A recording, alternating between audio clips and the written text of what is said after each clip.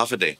I'm Michael Lohan Bevacqua from the University of Guam, and in this video we are going to learn about the 4 types of Chamorro pronouns. Each type of Chamorro pronoun functions in a different way and is used with different types of sentences.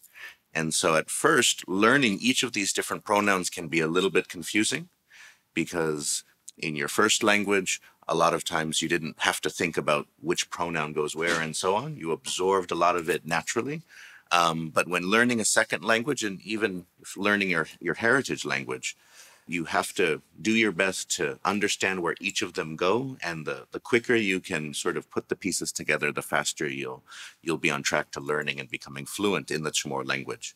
Your first type of pronouns in Chamorro are your zoo-type pronouns. As we will learn, you primarily use them with imperative statements, with stative sentences, but you can also use them as the objects for transitive sentences as well.